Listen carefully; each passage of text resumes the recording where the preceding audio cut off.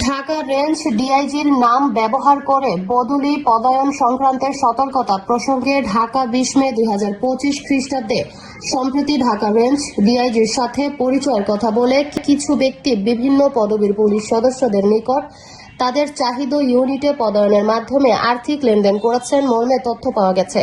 বর্তমানে সর্বোচ্চ পেশাদারিত্ব, স্বচ্ছতা ও যোগ্যতার ভিত্তিতে ঢাকা রেঞ্জের ইউনিটসমূহে বিভিন্ন পদবীর পুলিশ ও সদস্যদের বদলীয় পদায়ন করা হচ্ছে। অতএব এক্ষেত্রে কারো সাথে আর্থিক লেনদেন পরিহার করার জন্য সংশ্লিষ্ট সকলকে অনুরোধ করা হলো। একই সাথে ঢাকা রেঞ্জের আওতাধীন কোনো ইউনিট বদলি বা পদায়নের জন্য কারো প্রলোভনে প্রতারিত না হয়ে সংশ্লিষ্ট ব্যক্তিকে নিকটস্থ থানার হস্তান্তরের কথা বলা হয়েছে। ঢাকা রেঞ্জ ডিআইজির সাথে পরিচয়ের কথা বলে কোনো ব্যক্তির সাথে যদি আর্থিক লেনদেন করে প্রতারিত হয়, তার দায়ভার সংশ্লিষ্ট ব্যক্তির ওপর বর্তাবে।